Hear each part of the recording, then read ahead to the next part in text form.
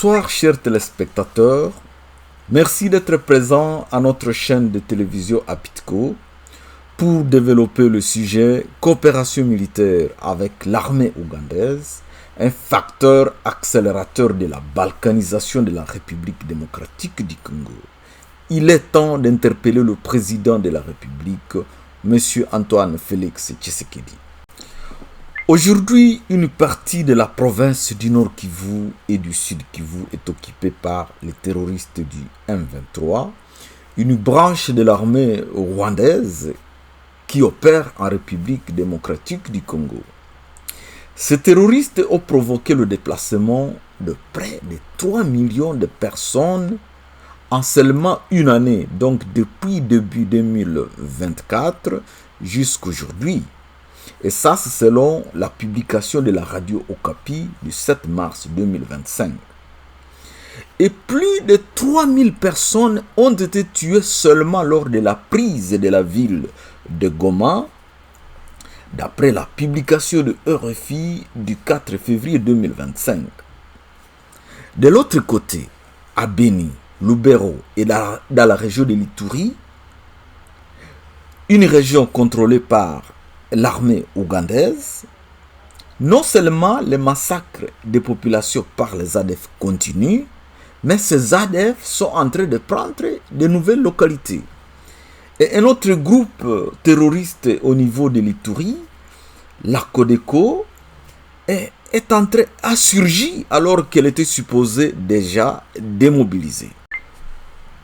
Et selon la radio Okapi, dans cette région contrôlée par l'armée ougandaise, près de 30 000 ménages sont sans assistance depuis maintenant 4 ans. Un autre événement très curieux, c'est que le 12 février de cette année, le chef d'état-major de l'armée ougandaise a fait un tweet où il faisait savoir qu'il donnait 24 heures aux forces armées sur place à Bunia de déposer et de remettre leurs armes, sinon il attaquerait Bunia. Et dans son message, il n'a pas fait allusion à la collaboration avec le gouvernement congolais, ce qui est curieux. Et un autre élément, c'est qu'il n'a pas précisé s'il parlait des groupes armés ou bien s'il incluait aussi les forces armées de la République démocratique du Congo.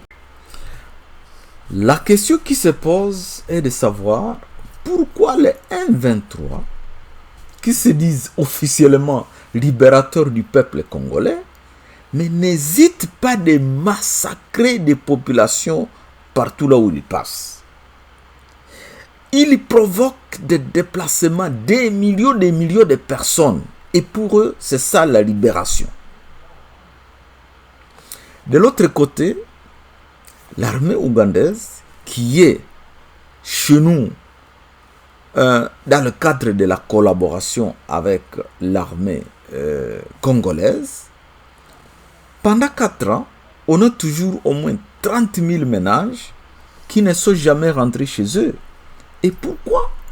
Ils n'ont jamais pensé à faire des activités telles que ces ménages où ces personnes déplacées puissent rentrer dans leur milieu naturel. En fait, il existe une réponse à tout ça. Et la conférence épiscopale nationale du Congo, une conférence catholique, avait déjà donné une réponse le 23 juin 2011.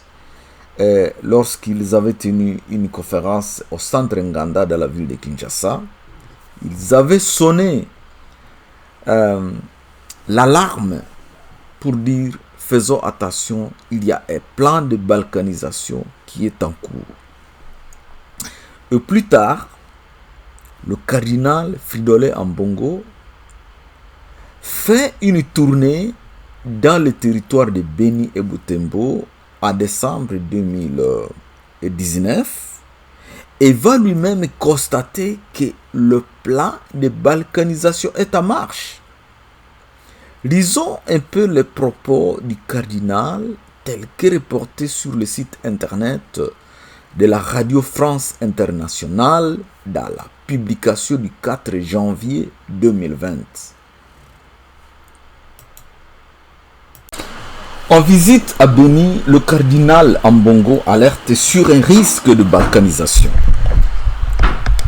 En République démocratique du Congo, l'archevêque de Kinshasa, le cardinal Fridolin Ambongo, a clôturé le 31 décembre dernier, c'est-à-dire en décembre 2019, sa visite dans le territoire de Beni, au Nord Kivu, et où des massacres ont lieu. Le cardinal affirme que ces massacres concourent à un risque de balkanisation de la RDC sur sa façade orientale. Ça, c'est un article qui a été publié le 4 janvier 2020. Et comme vous le voyez, ça, c'est Radio France Internationale. Alors, on continue. Ici, on nous donne des informations très intéressantes. C'est très importante, non pas intéressantes. Depuis le début des massacres en octobre 2014 dans le territoire de Beni, des dizaines de maisons ont été abandonnées sur la route nationale 4 à Oicha et Iringeti. Alors, dans la région de Beni, des populations sont victimes de massacres attribués depuis maintenant 5 ans par Kinshasa aux rebelles des ADF, une rébellion ougandaise. Dans les localités qu'il a visitées, Fridolin Ambongo dit avoir côtoyé une misère inacceptable d'une population traumatisée et surtout moralement affaiblie. Des villages se vident, des champs sont abandonnés. Plus d'une heure durant, devant la presse, le cardinal tire la sonnette d'alarme. Ce sont des actes réfléchis, planifiés. Le constat montre clairement que l'objectif de tous ces comportements, c'est la balkanisation de notre pays, alerte-t-il. L'archevêque dit avoir noté des mouvements suspects de population. Cela se vérifie à travers le remplacement de la population déplacée par des populations généralement rwandophones ou ougandophones, et cela se complique. Le cardinal n'est pas le seul à tenir ce type de propos partagés par l'armée congolaise, mais lui insiste pour que des actions diplomatiques soient menées à l'égard des pays voisins. Il ajoute: il appartient à notre gouvernement de déployer son arsenal diplomatique pour convaincre les pays voisins, particulièrement l'Ouganda, le Rwanda et le Burundi, d'arrêter de déverser ces populations au Congo, plaide-t-il. Sur les populations, si les populations sont infiltrées à Beni, c'est aussi le cas dans l'armée, affirme-t-il. Fridolin Ambongo s'inquiète aussi du maintien à fonction dans l'armée de plusieurs officiers qui sont sous sanction de l'Union européenne et des États-Unis, une situation qui met ces dignitaires de l'Église dans l'embarras. Comme vous le constatez, le cardinal donne un élément capital du plan de la balkanisation qui consiste à remplacer les populations autochtones par des populations ougandophones et rwandophones, pour ne pas dire les populations à provenance du Rwanda ou de l'Ouganda. Mais il ne donne pas des éléments du plan. Et c'est pour cela que nous allons développer le reste de notre exposé sur les points suivants: la lecture du plan de balkanisation, la description de l'étape actuelle de la balkanisation, l'implication de l'Ouganda dans le processus de la balkanisation, les facteurs favorables au coup fatal de la balkanisation, et puis questions à poser au président de la République.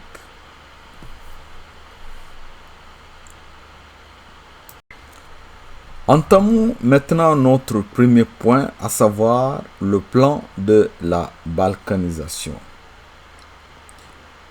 J'ai fait des recherches et je suis tombé sur un document intitulé « Les accords de l'Émirat conclus en 1996 » que j'ai trouvé sur le site internet jkanya.free.fr.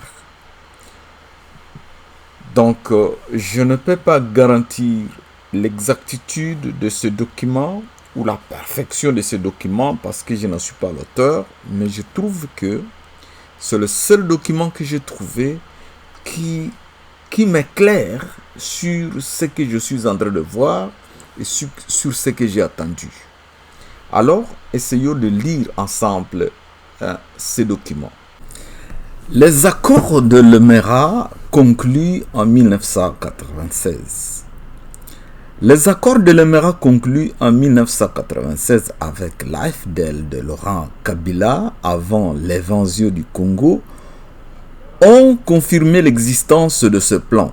Ces accords prévoyaient le démembrement de la République démocratique du Congo par la création d'une république indépendante du Kivu qui serait composée selon AIPS, African Information and Publishing Service, daté du 27 juillet 1998, Washington, de 4 provinces. La province de Mulenge, le Sud Kivu, le Nord Kivu et le Maniema. Le nouveau plan de colonisation Tutsi dans le Kivu serait réalisé entre 1998 et 2008 et aurait deux variables, colonisation à deux variantes, imposition armée dans le Nord Kivu et transfert tranquille dans le Sud Kivu. La première phase va se réaliser sans aucune forme de procès, sous le seul prétexte de faire chasse aux miliciens armés Hutu, Interahamwe et aux ex-FAR qui déstabilisent le Rwanda à partir du Nord Kivu. L'occupation des villes de Goma et Butembo constitue la phase la plus décisive suite à l'éventuelle résistance armée des autochtones. La réalisation de la deuxième phase du plan est dépendante de la réussite de la première phase. Le transfert tranquille dans le Sud Kivu est proportionnel à la résistance calme de l'élite de cette partie du Kivu face à l'hégémonie Tutsi dans la région des Grands Lacs. Cette phase est réalisable en 3 étapes. L'objectif Tutsi dans les villes de Bukavu et Uvira est de faire de ces villes des villes les moins bantoues possibles. Cette deuxième phase de la tutsisation du Kivu montagneux se réalisera à 3 étapes. L'inondation démographique dans le Sud Kivu, la séparation physique entre les parties Tutsi et celles habitées par les autochtones, le démantèlement de l'entité non Tutsi dans la province, plus particulièrement dans les villes de Bukavu et d'Uvira. Les 2 premières étapes seront réalisées en coopération avec le pouvoir de Kinshasa qui organisera l'immigration des Tutsis du Rwanda, Burundi, Ouganda, Somalie et éventuellement de l'Éthiopie vers la terre promise. Ainsi sera payée la facture de guerre pour le Rwanda de Paul Kagame, accord de Lemera. Pour financer cette colonisation, Tutsi, une banque appelée Banque d'implantation Tutsi dans le Kivu sera installée à Kigali avec sa maison mère dans la ville de Kampala, Ouganda. Elle va financer les constructions de logements pour Tutsi dans le territoire occupé et sous forme de crédit, le commerce et l'administration des colons. Le plan prévoit 600 000 constructions de logements pour la période de 1999 à 2004. En cette année, on prévoit alors organiser les élections municipales et pour le Parlement en coopération avec le pouvoir de Kinshasa. C'est alors que les Kivusiens autochtones, devenus minoritaires, comprendra qu'il a perdu la partie. Alors, on passera à la troisième étape, le transfert tranquille proprement dit. Cette étape constituera simplement à décourager les Kivusiens autochtones de vivre chez eux. La nouvelle administration, principalement ou totalement Tutsi, leur interdira la construction de logements pour rendre la cohabitation devenue alors dangereuse, impossible, soit en acquérant leur maison. On établira des permis de résidence qui ne seront attribués aux Kivusiens autochtones que s'ils arrivent à remplir certaines conditions, dont la plus rude et nécessaire et suffisante sera de prouver que son centre de vie se trouve dans le Kivu depuis 5 ans au moins. Alors, dans le cadre du découragement, on aurait amené un nombre considérable à immigrer à l'intérieur du territoire congolais, plus particulièrement vers la province orientale, ex-Hozaïr, et vers la capitale, Kinshasa. Cette opération serait organisée par le pouvoir de Kinshasa, dont particulièrement les ministres de la reconstruction et de l'intérieur. Ces gens ne sont plus en mesure de remplir les conditions de se réinstaller sur le sol du Kivu montagneux occupé. D'autres qui n'auraient quitté la province pourraient ne pas s'avérer capables de remplir ces conditions par manque de preuves suffisantes. Par exemple, les factures d'électricité et d'eau. Ils seront loyalement délogés de leur résidence où on leur retirera le simple droit de se retrouver dans les villes administratives telles que Bukavu, Uvira et Goma. La première variante du plan est prévue pour une durée d'1 année, allant de 1998 à 1999, tandis que la seconde couvre le reste du temps de réalisation du plan. Nous venons de faire la lecture du plan de balkanisation. Entamons maintenant notre deuxième point, à savoir la description de la situation actuelle dans l'est de notre pays par rapport à la lumière de ce plan. Le document que nous venons de lire confirme ce que le cardinal Ambongo avait dénoncé en décembre 2019. Et d'après ce document, d'après cette lecture, d'après la lecture que nous venons de faire, la balkanisation devait s'achever en 2008. Mais si elle ne s'est pas achevée à cette année-là, c'est plus précisément suite à une résistance farouche par le peuple congolais qui ne peut pas accepter de voir sa terre occupée par des étrangers. Mais attention, si on est distrait maintenant à voir ce qui est en train de se passer, nous risquons de cautionner cette balkanisation. Qu'est-ce qui se passe devant nous là? C'est très grave.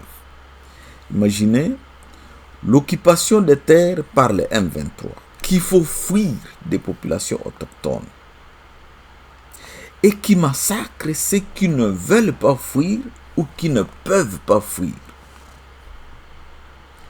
Le cas par exemple des massacres à Kishiché qui s'est accompagné aussi de violences sexuelles. Selon le rapport de l'Amnistie internationale du 1er décembre 2023. Au niveau de Goma, à part les 3000 personnes qui ont été tuées lorsque les M23 ont pris la ville de Goma, les massacres se poursuivent d'après les habitants de Goma. Par exemple, le 22 février 2025, les M23 auraient tué 20 jeunes garçons près du camp Katindo.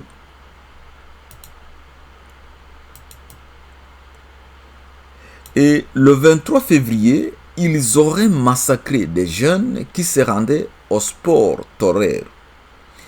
Et le même jour, ces M23 auraient massacré la population du quartier Tatoyi dans la commune de Karisimbi.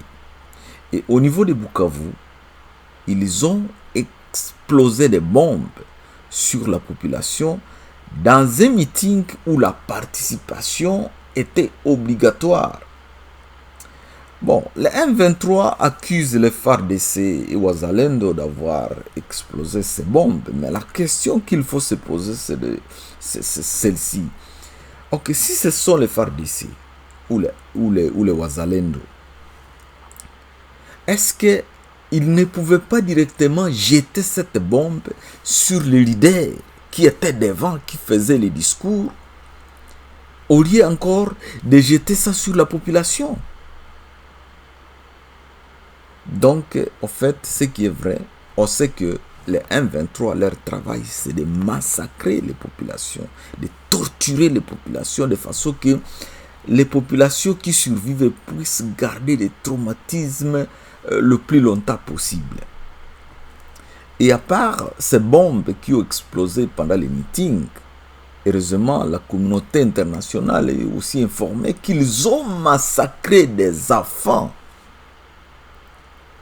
Alors, l'armée de Kigali, en utilisant des marionnettes congolais comme Nanga et Bertrand Bisimwa, a installé des autorités politiques et administratives dans les régions qu'il contrôle. Écoutons par exemple cette installation.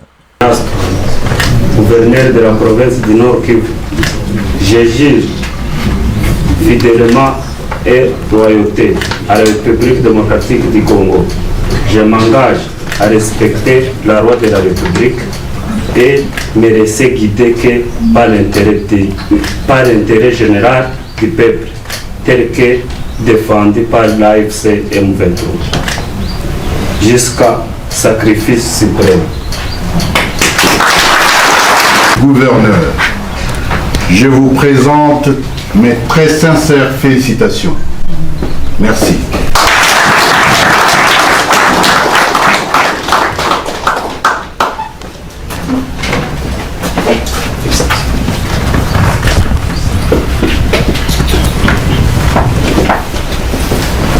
Merci beaucoup. Et à présent, nous invitons le vice-gouverneur à prêter serment.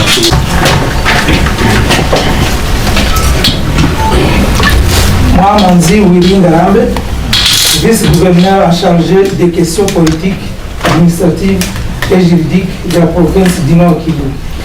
Je jure fidélité et loyauté à la République démocratique du Congo.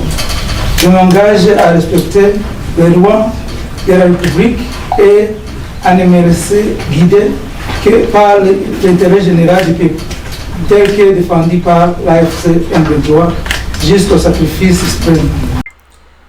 À peine fini de prêter serment, un des vice-gouverneurs est déjà en campagne pour recruter ses frères de sang en vue de venir peupler les espaces vides laissés par des populations décimées, massacrées ou des populations en fuite.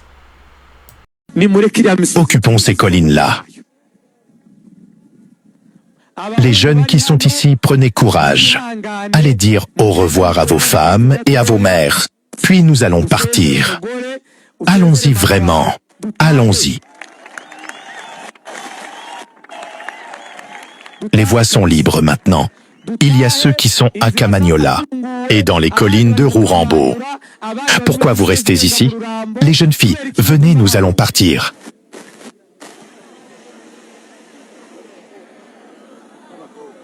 Ces vieux, nous leur accordons 3 semaines pour se préparer et acheter de bons bâtons.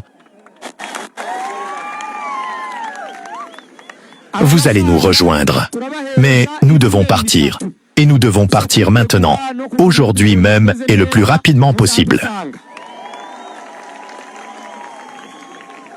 Nous avons occupé Goma. Êtes-vous au courant? Nous avons occupé Bukavu. Êtes-vous au courant?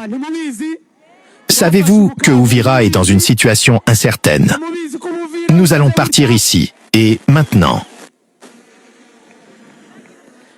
C'est ce dont le commandant Afandé a besoin, veut. Je vous prie d'applaudir pour lui. Il y a des gens qui n'ont pas vu la photo.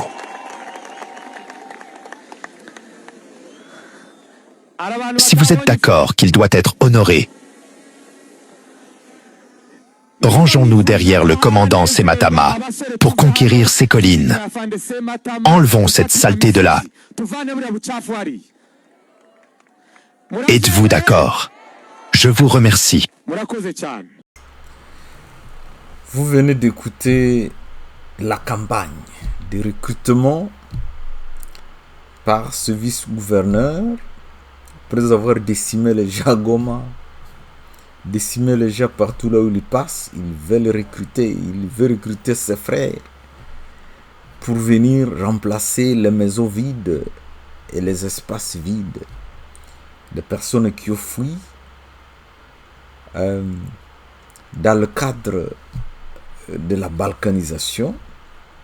Alors, je m'adresse à vous tous qui avez le Saint-Esprit de ne pas suivre ces messages sataniques de ce vice-gouverneur animé des esprits impurs, parce qu'il est maudit, et tous ceux qui vont répondre à son appel sont aussi maudits. Le peuple congolais est un peuple hospitalier qui avait reçu des milliers de Rwandais en 1960 comme réfugiés sur ce sol.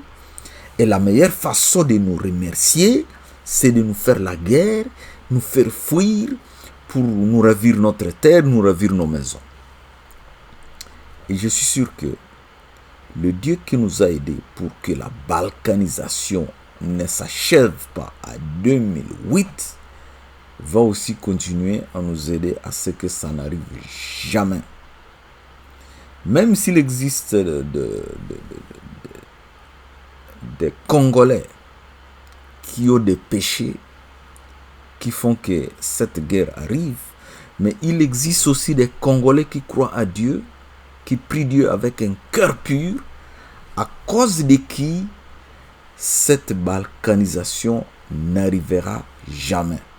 Et ceux qui vont tenter de la faire en venant occuper les terres qu'ils ont acquis après avoir tué des personnes innocentes, ils n'y vivront jamais en paix. Ça c'est sûr, je ne suis pas un prophète, mais je peux affirmer que ils n'y vivront jamais en paix. La meilleure solution, c'est de renoncer à de tels projets, à de telles initiatives diaboliques. Si on veut vivre en paix avec les autres habitants du Congo ou de l'Afrique centrale. Revenons maintenant à ce qui se passe en Ituri, ce que nous avons déjà décrit bien sûr bien avant, mais on revient un peu à ça pour continuer à approfondir notre réflexion. Pendant 4 ans, l'armée ougandaise n'a jamais mené une activité pour retourner les 30 000 ménages qui avaient fui la guerre, qui avaient fui le massacre des ADF, dans leur milieu d'origine. Ces gens sont toujours des déplacés et qui aujourd'hui sont sans assistance d'après la radio Okapi, d'après la publication de la radio Okapi du 27 février 2025. Bon, et après 4 ans, l'armée ougandaise ne nous a jamais fait un bilan pour dire voici le nombre d'ADF que nous avons pu neutraliser. Au contraire, c'est comme si le nombre des ADF est en train d'augmenter. Ils sont en train de d'arriver dans les territoires où ils n'étaient pas avant. Et quand ils prennent de nouveaux territoires, l'armée ougandaise est obligée aussi d'aller là-bas. Aujourd'hui, les habitants de Beni, de Rituri, partout, ils constatent que le nombre de militaires ougandais est en train d'augmenter. Et la situation se présente comme si ce sont eux-mêmes qui créent les ADF, qui créent les Codeco, afin de justifier leur présence sur le sol congolais. Parce que l'histoire nous apprend pourquoi les militaires ougandais ont toujours aimé rester au Congo. Nous allons le voir d'ailleurs bientôt. Alors, apparemment, je ne suis pas seul à soupçonner l'armée ougandaise. Il y a une journaliste congolaise répondant au nom de Tsala Chancela, qui est une journaliste que j'admire beaucoup, qui fait un effort de présenter des informations après vérification. Écoutons-la. L'État congolais doit s'affirmer. C'est la seule chose qu'il faut faire. Ce qui nous a été ravi par force doit être récupéré par force. Et après viendra le moment de discussion. Parce que si nous discutons en position de faiblesse, ça risque de nous coûter cher. Point. Wana côté, il y a Sud Kivu, donc Walungu Mobimba, bravo na ba FRDC, bravo na ba Waza pour na mosala o esengeli. Côté, il y a Ituri, nazo continuer kozwa ba appel incessant, il y a bandeko na biso et ya Mahagi qui ne comprennent pas, arriver encore après la première émission na sala ki awa, arriver à nouveau autour, il y a ba 16h, 15h, 16h, 17h awa, il y a ba nouvelles troupes ougandaises.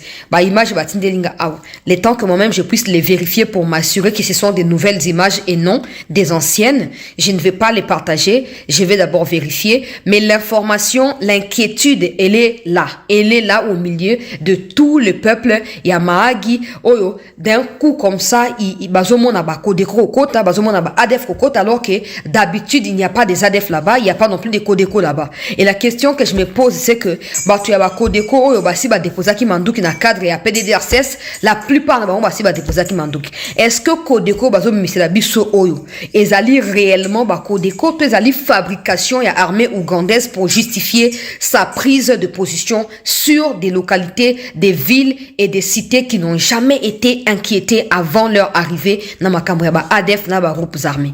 Posons-nous cette question parce que en tout cas je pense que c'est fondamental. Bande kwa Mahagi, s'ils sont ici, ils peuvent témoigner. Mahagi ezaka makambo ba M23 te, ADF te, bazaka kuna te. Na mbala kaka boye pouf ba bimi. Pendant que moi na Museveni osaka biso ba tapage na ba réseaux sociaux, tokozwa Bunya, tokozwa Ituri, tokozwa Grand Nord, tokofanda kuna, hebo na boye biso za tout ça distrait ya que non partenariat na Uganda. L'Ouganda qui a aidé Kagame à faire partie Mobutu pour ba ko imposer hégémonie touti na Congo. Vous continuez de rêver ici que l'Ouganda vous sera profitable. En quoi l'Ouganda peut vous être utile? En quoi? Parce que la question qu'il faut se poser, ça fait 3 ans, 4 ans. Dans le mois de mars, ça 4 ans, parce que c'était au mois de mars, ou mars ou mai, je ne sais plus, 2021, que cette histoire d'opération conjointe UPDF et FARDC avait débuté. Ça fait 4 ans plus tard, aucun bilan mutuel, ni entre l'État ougandais, encore moins côté à Congo. Comment vous estimiez à l'époque ADF à combien? L'armée ougandaise a réussi à le neutraliser au nombre de combien? Pour vous continuer à vous garantir et à vous rassurer que non, l'armée ougandaise vous est utile, l'armée ougandaise peut vous être utile. C'est quoi ces problèmes? Ces gens ont compris déjà notre faiblesse, avec des officiers monnayables, comme tels qu'ils respirent. Ils savent qu'il suffit de proposer des officiers bandako na Uganda to na Rwanda pour rapatrier basna bana bango et comme ça ils resteront ici bango officiers en cédant de localités, des villes, des villages et ce sera tout pour eux. Ça c'est de un. Des deux, ils savent que nous sommes faibles en renseignement militaire. Ils le savent. Parce qu'ils nous espionnent, parce qu'ils sont en train de brouiller Bablo qu'on a besoin de GPS. Ils savent que vous efficacité dans le renseignement militaire. Ils se servent de cela contre nous. Ils multiplient des fausses informations qu'ils arrivent à ancrer dans la tête du président par les biais des officiers qui sont déjà achetés par eux-mêmes pour faire croire au président Tshisekedi que non, ça ne va pas, il faut accepter l'appui de l'Ouganda. Alors que c'est eux-mêmes qui multiplient des stratagèmes pour créer des groupes armés, des groupuscules, des groupes armés pour continuer à ça, terrorisaka, citoyens. Et comme ça, qu'au bangi sakabato, comme ça, l'État n'aura pas de choix. Faites les bilans.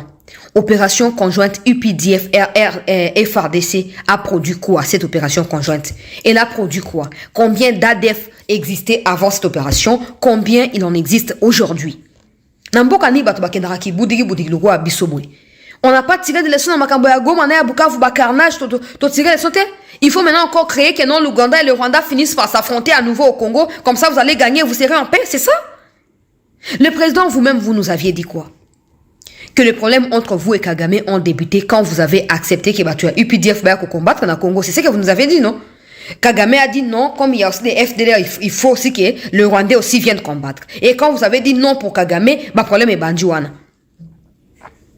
Alors, l'Ouganda oublie que c'est à cause de sa demande d'opération conjointe que nous sommes arrivés où nous en sommes aujourd'hui avec le Rwanda.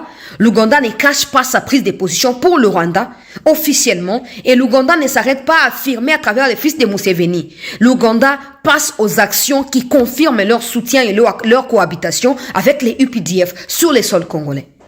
Je ne sais pas. Naebite ata diable emoko amitunaga. Ndoki ya Congolais na leisa eponga na leisa bato kindoki ya ndenge yote. Kindoki au Congolais azana unanya leisa. Le diable certainement il se pose cette question là parce que c'est de trop. C'est de trop. Tobi wo ça la bilan ya bato IPDF. Basi ba yebi ke tuza efficace na makamba renseignement. Ba kosomba ba officier, ba kotia ba on a premier plan. Ba annonsaka, baza toujours na état d'alerte. Eh ça ne va pas, baza toujours na kacha ko se plaindre. Pendant ces temps, le quoi totali na renseignement ya mabe, ba ko multiplier ba groupe armé au moins to découvrir yango kozate parce qu'on n'a pas de renseignements, ba ko multiplier ba groupe armé qui vont faire leur apparition dans des endroits où il n'existait jamais de groupes armés avant et à cause de ça on va dire quoi? Tika ba UPDF ba s'étendre na kacha Ituri Mobimba. Tu as Kodeko mokonzi ya mboka yo moko le baki PDDRCS. Ba partenaire na bino finance par des millions biloka ba PDDRCS wana. Eza financé par des millions. Pour na ko démobiliser ba groupes armés. Pour na ko réinsérer ba o balingi na société ba musuba kende biska balingi. Et ça fonctionne parce que ba Kodeko ont pris part dans le processus ya Kenya ya Nairobi. Mais vous ne pouvez pas parce que botiki PDDRCS est infiltré dans le Rwanda ougandais. Ça fonctionne selon les bons grés à deux pays. Et du coup, la plupart des bons ils censés orienter dans le sens à encadrer anciens miliciens. Ils ont une approche à ougandais et donc ils ont multiplier la version à Sika. Il y a des groupes armés au nom, il y a des démobilisés. Et même certains ont récidivé. Pourquoi? Parce qu'il n'y a pas de formations qui suivent leur démobilisation. Tozo Loba. Le quoi tozo lobate. Tozo loba. Ata ba conséquences ezo ya mais apparemment ils ont corrigé bino kate.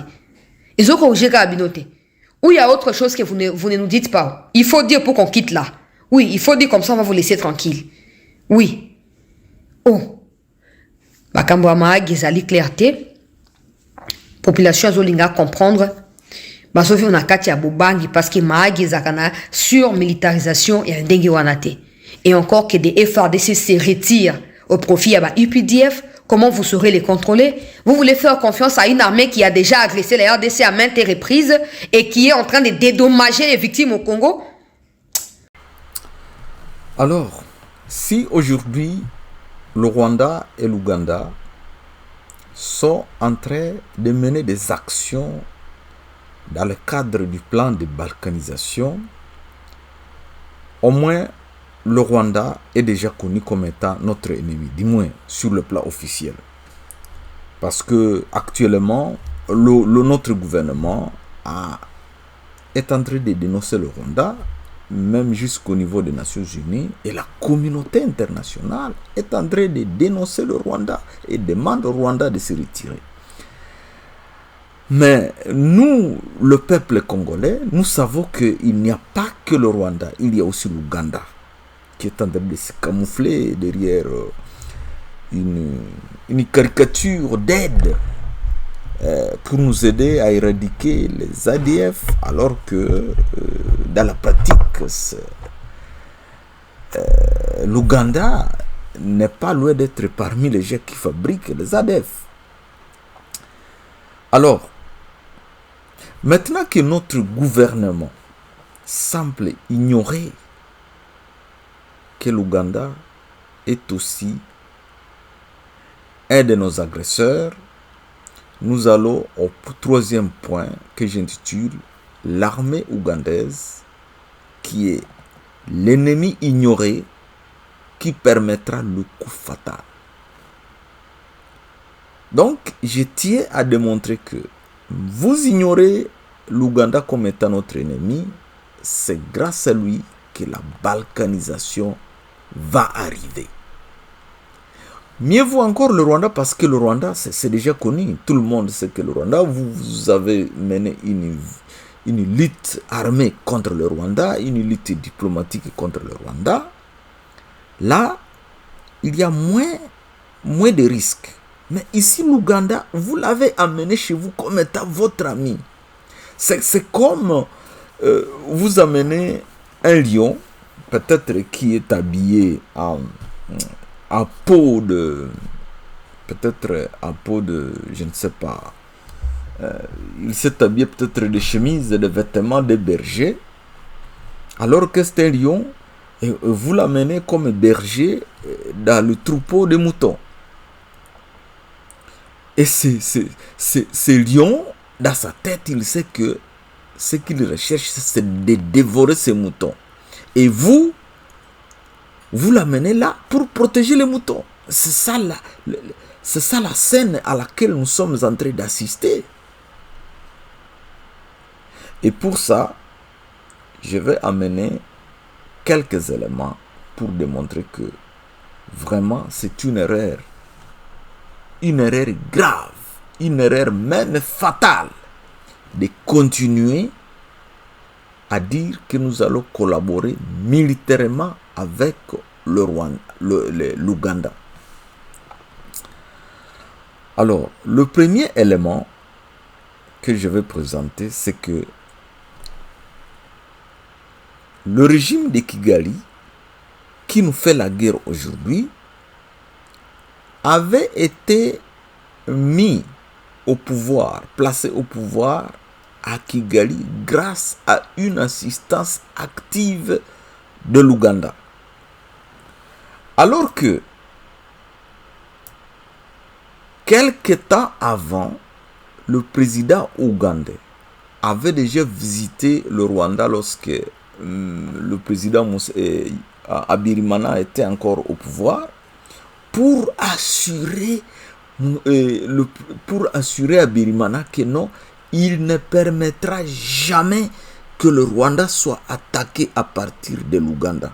Suivons un peu cette vidéo ici pour que vous puissiez avoir une idée comment ces gens sont vraiment des hypocrites qualifiés.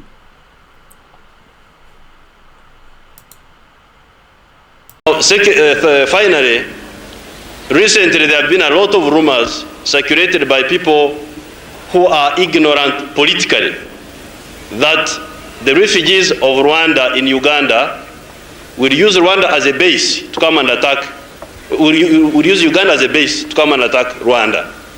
hanyuma ijambo nangirizeho nuko uba ahangaha hari abantu bajya bakunda kuvuga abantu b'ibicucu muri politiki bajya bavuga ko impunzi z'abanyarwanda ziri mu Uganda zaba zitegura gutera u Rwanda.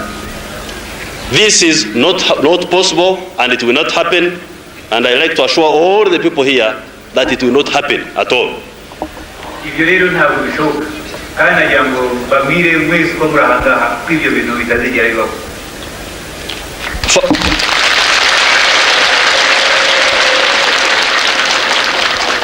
First of all, there is no reason why we should do that. There is absolutely no reason why. Alors, vous venez de suivre l'extrait du discours de Museveni, bien que ce soit en anglais. Il s'adressait à l'audience à Kigali, donc au peuple rwandais, pour dire que il y a des rumeurs qui sont en train de circuler que je vais permettre aux réfugiés rwandais d'attaquer le Rwanda à partir de l'Ouganda. Je ne peux jamais faire ça. Pour quel intérêt? Hein? Pour quel intérêt? Donc, il s'exprimait de façon à rassurer le président Museveni et au peuple rwandais et ils l'ont applaudi. Voilà. Mais après, qu'est-ce qui s'est passé? Non seulement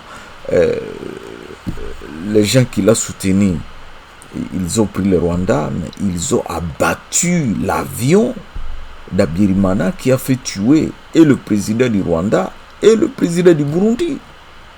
Voilà. C'est ça la personne à qui notre président Félix Tshisekedi a confiance.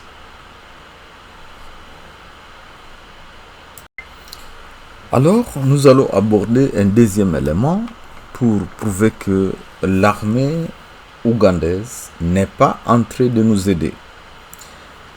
C'est une révélation de l'organisme des droits de l'homme appelé Jewish World Watch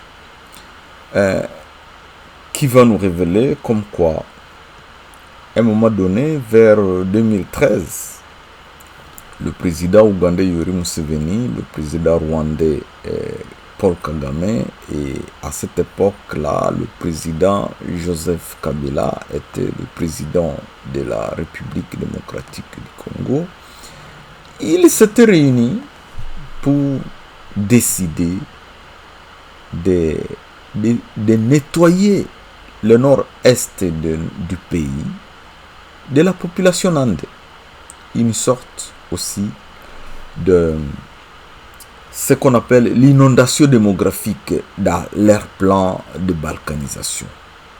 Vider le milieu des autochtones et les remplacer par les étrangers de leur choix. Voilà, suivons un peu cet élément.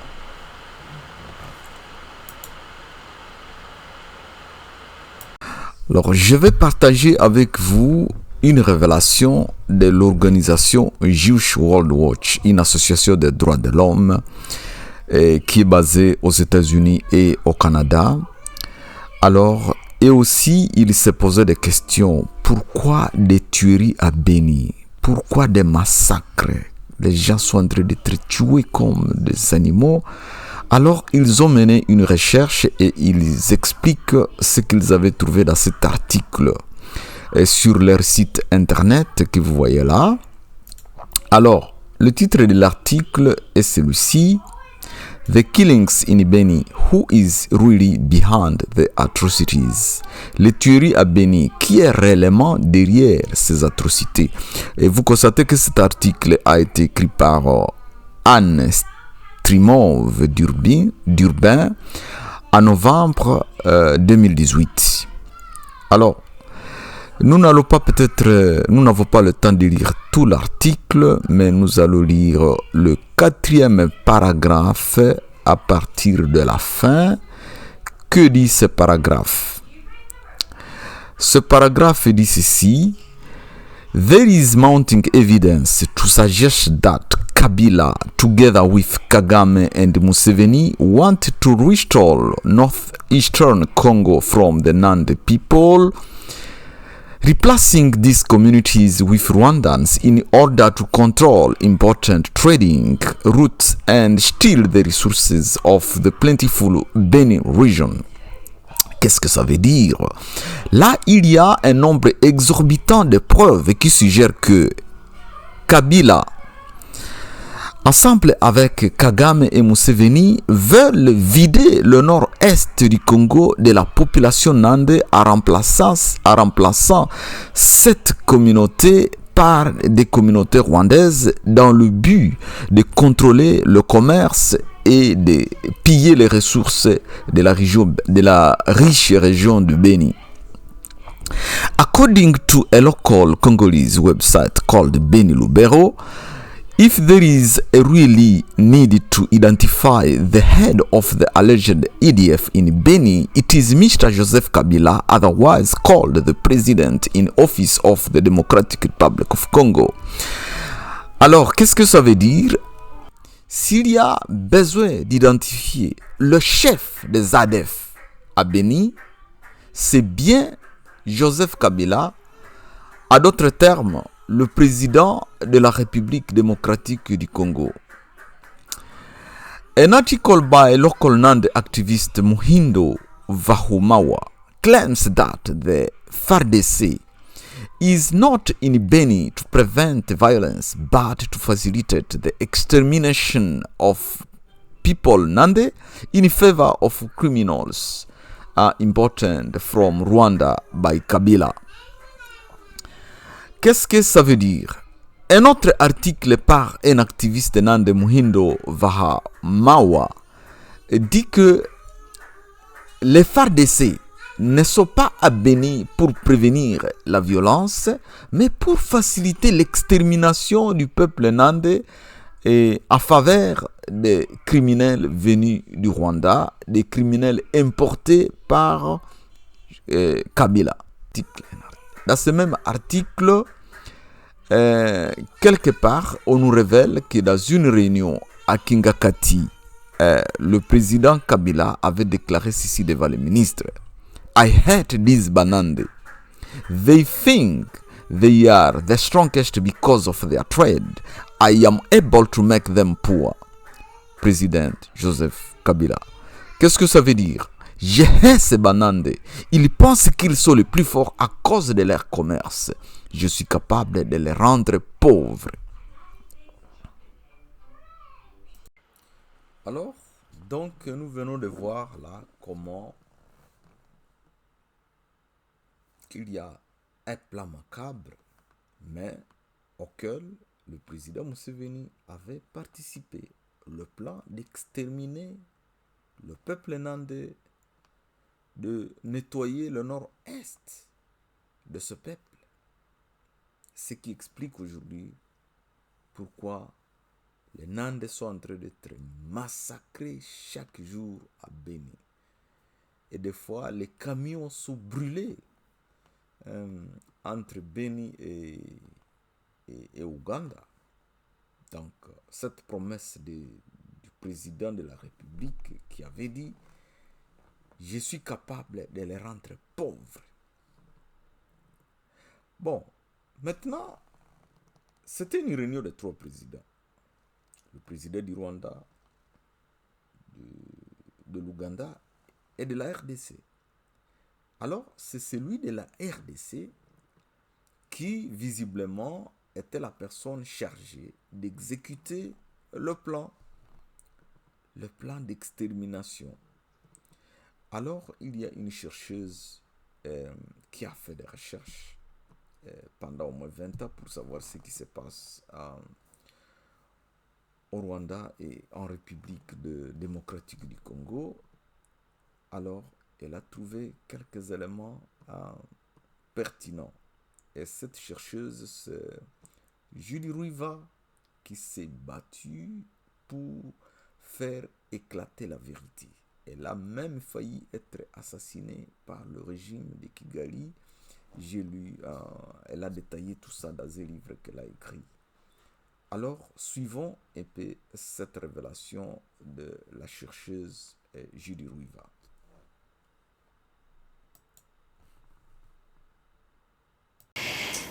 Je voulais juste terminer avec un mot sur l'extermination du peuple nandais à Beni. On a mentionné Beni ce matin.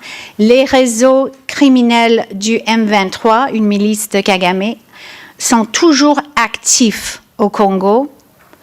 L'ancien directeur du renseignement général Delphin Kayimbi, récemment mort en détention, a été un membre de l'AFDL, les rebelles de Kagame, en 1996, et a fait du recrutement en 2017 pour le M23.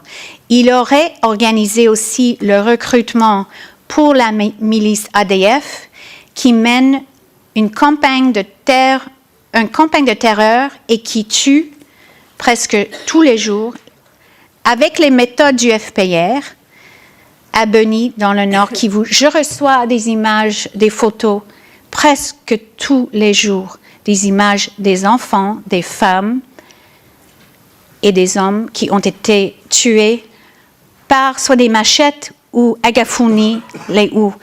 Et on coupe l'os occipal ici. Ce que le FPR avait fait durant le génocide et après, ce sont des tactiques du FPR. L'objectif de cette campagne c'est de s'emparer de la terre et de l'exploiter. Julie Riva est clair. C'est Joseph Kabila, le président de la République, garant de la nation, censé de protéger tous les Congolais, sans exception, décide de l'extermination du peuple nandais, envoie son chargé des renseignements pour aller recruter les ADF et les M23.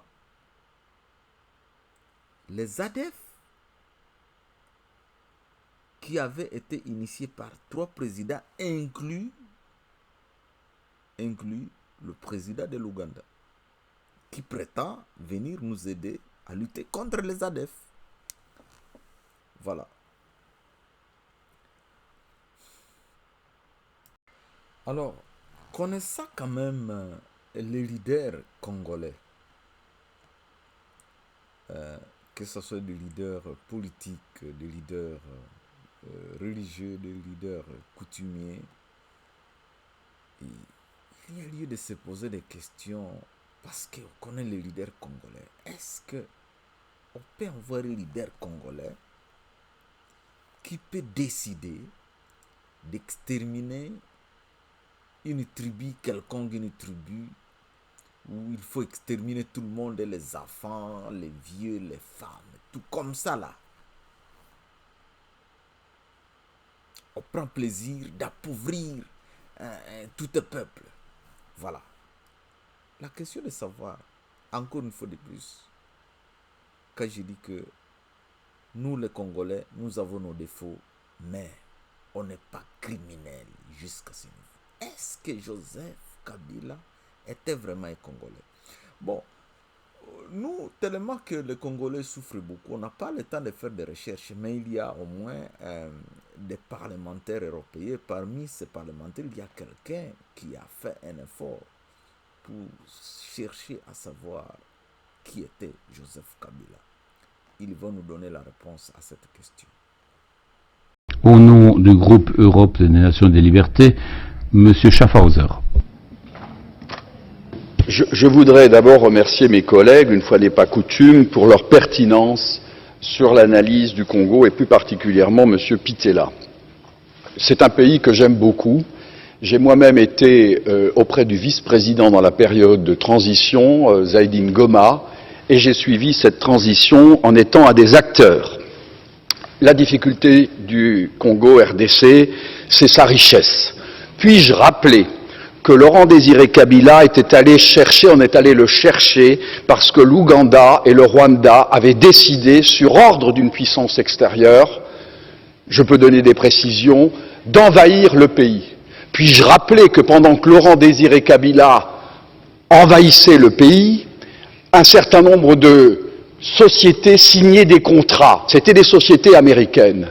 Puis-je aussi rappeler que lorsque Laurent Désiré Kabila se retourna en étant patriote pour son pays, on décida, ici à Bruxelles, j'ai eu l'information, je peux dire de qui il est décédé depuis, son élimination, et qu'on est allé à Washington chercher également l'ordre, et il fut éliminé 15 jours après. Et puis-je rappeler qu'on est allé chercher alors Joseph Kabila en se disant, ce jeune, on le manipulerait parce qu'il n'était pas il était de nationalité rwandaise et qu'on allait en faire un président.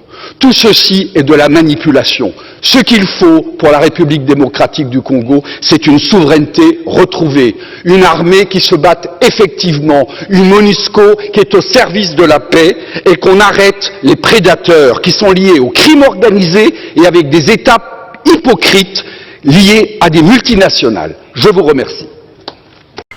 Alors, on a vu les œuvres de Kabila à l'Est et comment, donc, pendant que les ADF étaient en train d'égorger les gens au niveau de l'Est, et Kabila a envoyé des militaires, soi-disant que c'est pour aller stopper les tueries des ADF, alors que c'est lui-même qui a créé les ADF. En fait, le geste est comment les généraux qu'on a envoyés à l'Est étaient les mêmes généraux qui coordonnaient et les activités des ADF et les activités de l'armée congolaise. Donc, un général pouvait donner un signal pour dire, ok, ADF, allez tuer les gens dans tel village.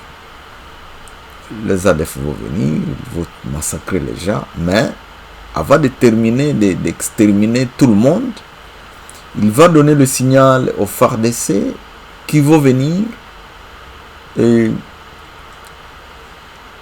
qui vont tirer à l'air parce que c'est un consigne. Les ADF vont fuir. Et maintenant, la population qui va survivre va venir devant les journalistes. Vraiment, si ce n'était pas les FARDC, on serait mort. Et comme ça, on a fait endormir le peuple du Nord Kivu pendant longtemps. Comme quoi, l'armée congolaise, c'est elle qui est en train de les aider à survivre. Donc, dans la logique des choses, tous les militaires que Joseph avait envoyés à l'Est doivent être enlevés de l'Est et les remplacer par des nouveaux, par des patriotes. Et si les ADF continuent là, c'est aussi parce que l'actuel président n'a jamais remplacé tous les militaires que Joseph Kabila avait envoyés à l'Est, parce que ces gens continuent avec leur mission.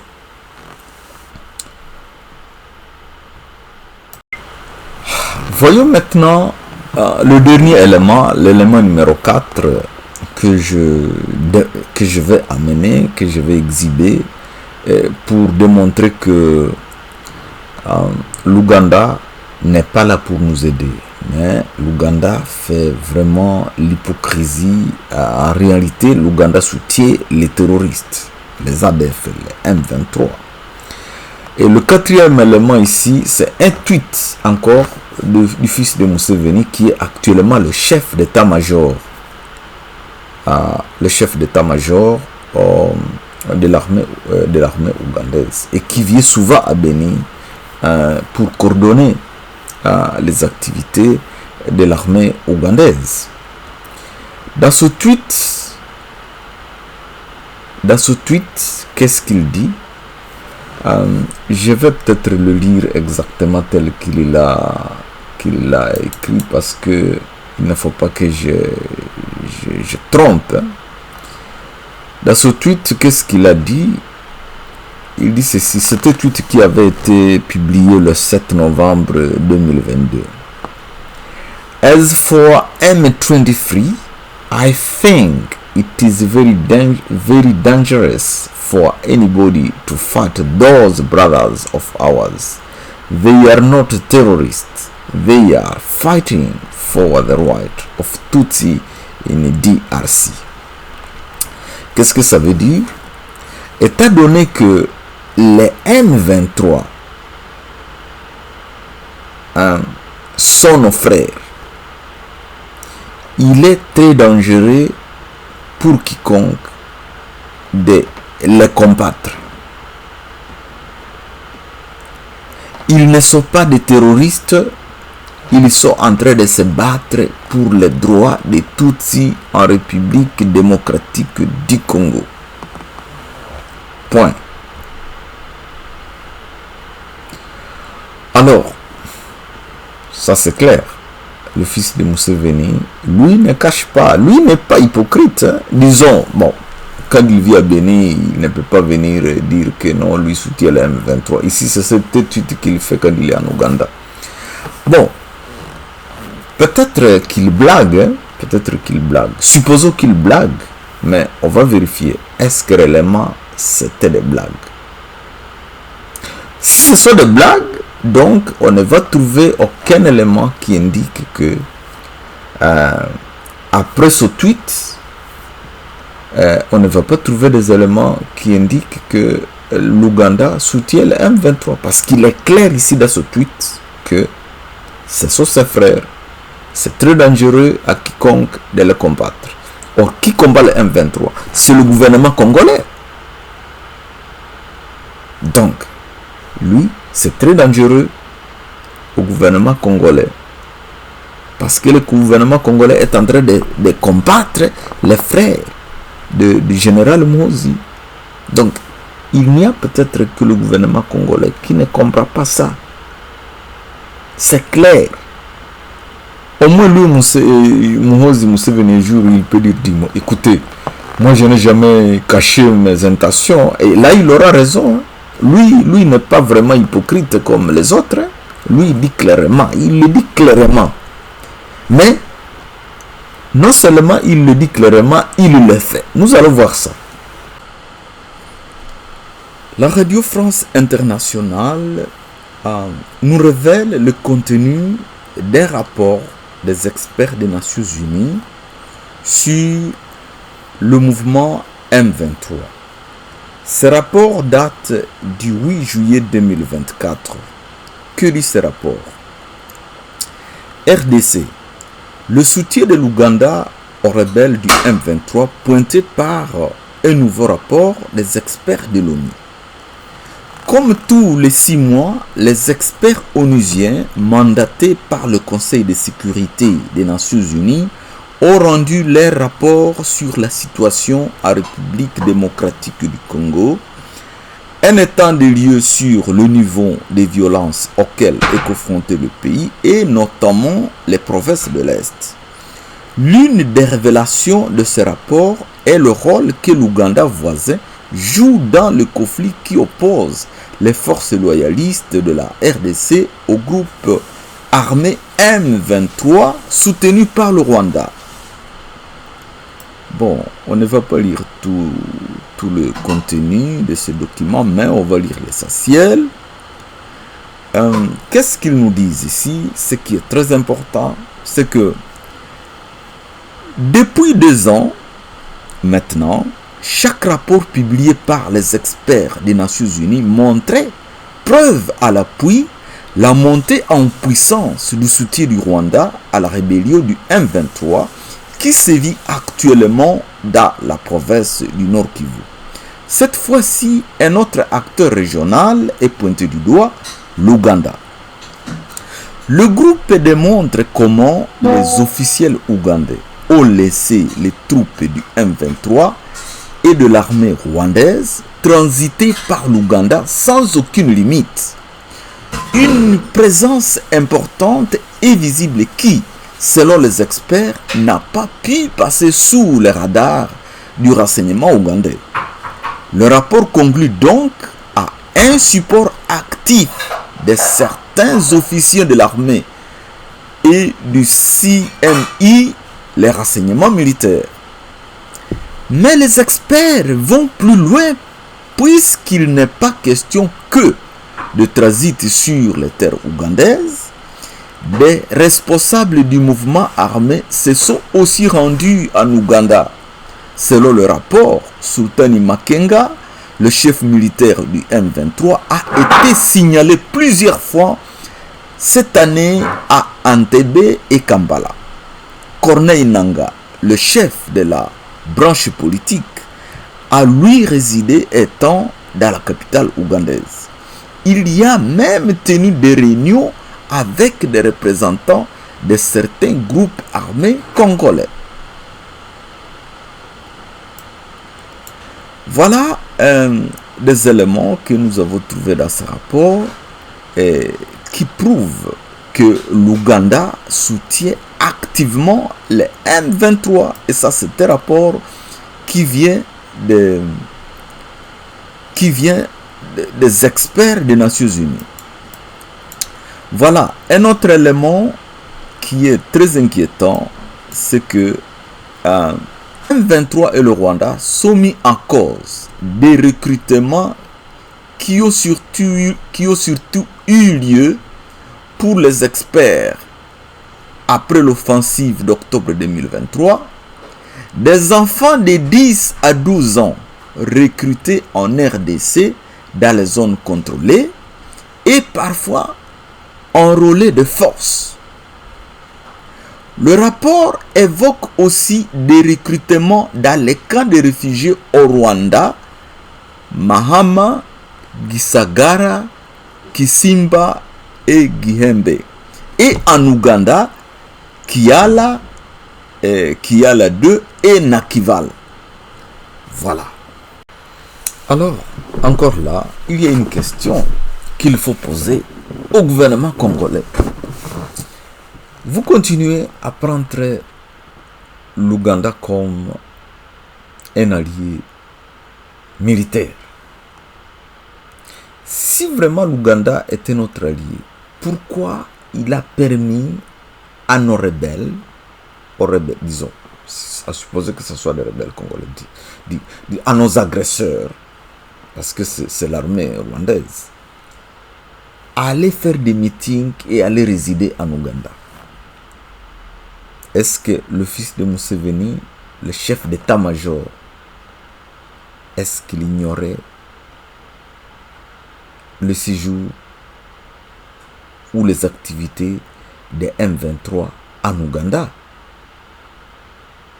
S'ils étaient vraiment nos alliés, est-ce qu'ils ne nous faciliteraient pas d'arrêter Sultani Makenga, d'arrêter Nanga, d'arrêter Ulingoma? C'est ça aussi une preuve que l'Ouganda n'est pas notre partenaire. L'Ouganda est du cas de nos ennemis. Alors, nous venons de démontrer comme quoi l'Ouganda, c'est ce pays que notre gouvernement a pris comme partenaire militaire pour éradiquer les ADF. En réalité, l'Ouganda, disons le régime de Kampala, est parmi, au contraire, les gens qui ont créé les ADF et qui continuent à les soutenir aujourd'hui. ADF et M23, c'est la même chose. Alors, comme notre gouvernement traite l'Ouganda comme étant notre ami, alors que c'est notre ennemi qui se cache, ou même qui ne se cache plus, mais que notre gouvernement décide de ne pas voir comme ennemi, va utiliser 3 facteurs pour faciliter l'administration du coup fatal qui va concrétiser ou finaliser la balkanisation de notre pays. Donc, je vais citer ces éléments-là de façon que si réellement notre gouvernement tient à nous aider à lutter pour l'intégrité de notre pays, doit faire quelque chose maintenant.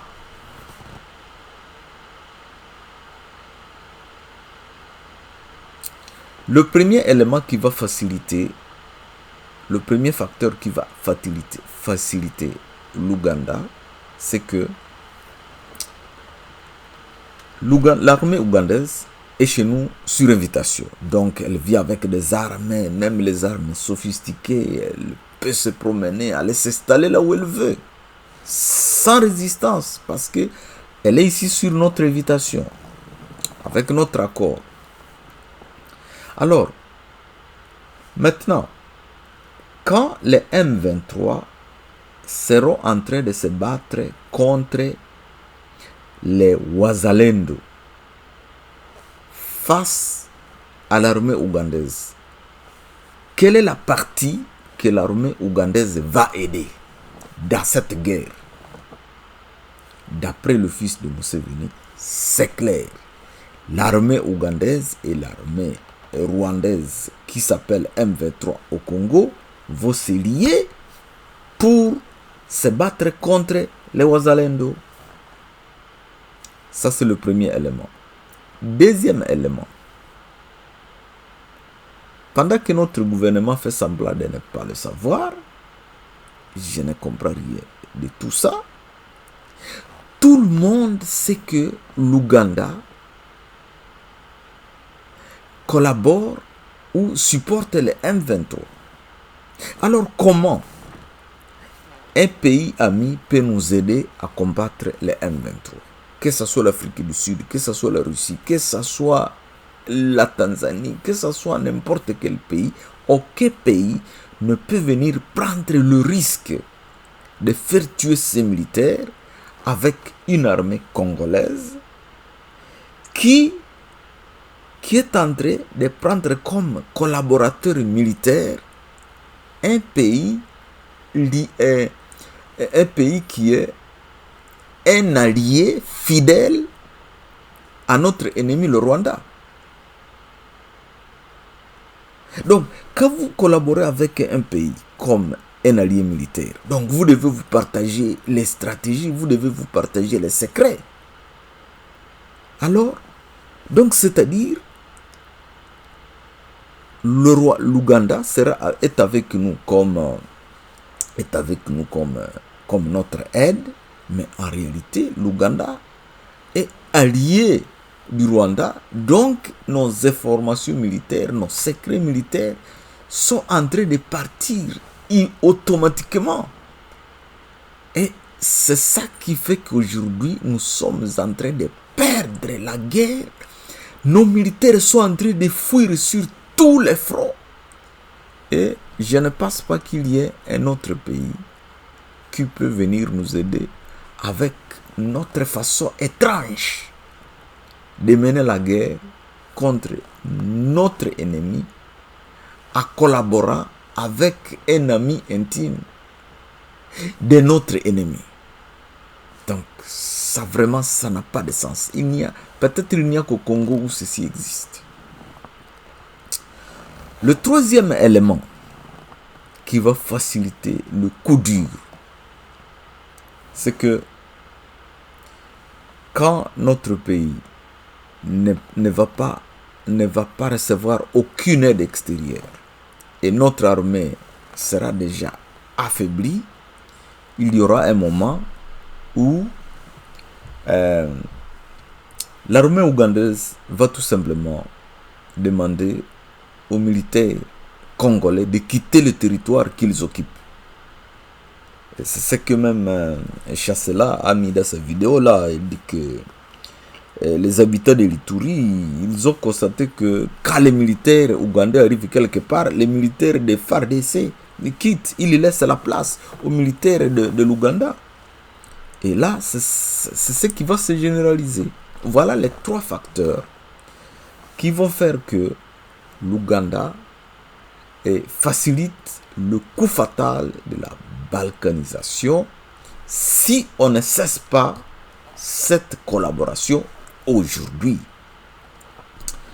Alors, nous abordons le dernier point, le point des questions que notre Parlement devra poser au président de la République. Première question. Que ce soit les informations à provenance des chercheurs, des organismes, des journalistes ou même des experts des Nations Unies, toutes les sources montrent que l'Ouganda est impliqué dans le processus de balkanisation de notre pays. Alors, il est temps que notre Parlement, donc les représentants du peuple, pose la question au président de la République. Il faut qu'il explique comment il comptait empêcher au M23 de prendre Bunagana, de prendre d'autres localités, de ne pas faire le massacre à Kishiché, de ne pas prendre Goma, de ne pas prendre Bukavu, de ne pas massacrer les enfants, tout en collaborant avec l'allié fidèle de ce M23. Tout en partageant des stratégies avec l'allié fidèle de ce M23, à savoir l'armée ougandaise. Deuxième question. Comment le président de la République compte terminer cette guerre contre l'armée rwandaise qui s'appelle M23 Kandele au Congo, en collaborant avec son allié fidèle, l'armée ougandaise? troisième question. Pourquoi le président de la République n'a jamais relevé de leur position les militaires que Joseph Kabila avait placés à l'Est?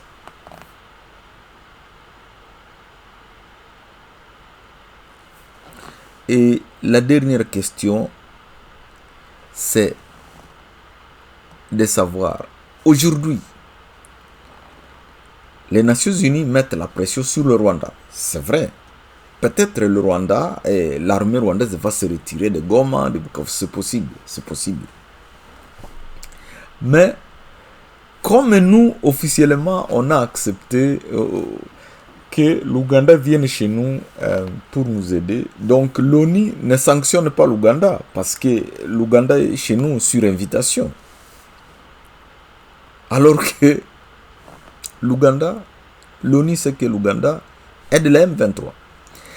Qu'est-ce qui ne dit pas que les militaires rwandais qui vont se retirer, s'ils se retirent, qui vont se retirer des Goma, des parties qu'ils occupent, ne vont pas y revenir en passant par l'Ouganda et en mettant les uniformes de l'armée ougandaise. Parce que les preuves sont là que l'Ouganda et le Rwanda, c'est comme des pays frères, inséparables. C'est comme des frères. Les frères peuvent se bagarrer comme ils s'étaient bagarrés à Kisangani. Ils peuvent encore se bagarrer, mais ils sont inséparables. Voilà. C'est là les questions, s'il vous plaît, membres du Parlement. Le peuple vous a élu pour le représenter. Et il est temps, ça ce sont des questions qui touchent à l'intégrité du territoire congolais et à la vie physique du peuple congolais. Il y a déjà plus de 8000 personnes qui sont mortes à Goma et il ne faut pas que nous perdions notre pays. Il ne faut pas que les Congolais continuent de souffrir, de mourir et d'être traumatisés à cause d'une négligence politique. Si vous aimez le président Félix Tshisekedi, s'il vous plaît, posez-lui sérieusement ces questions. Que Dieu bénisse notre pays, la République démocratique du Congo, et que Dieu nous assiste tous à avoir la sagesse, l'intelligence et la force nécessaire de libérer notre pays de toutes ces souffrances, de toutes ces guerres. Au revoir.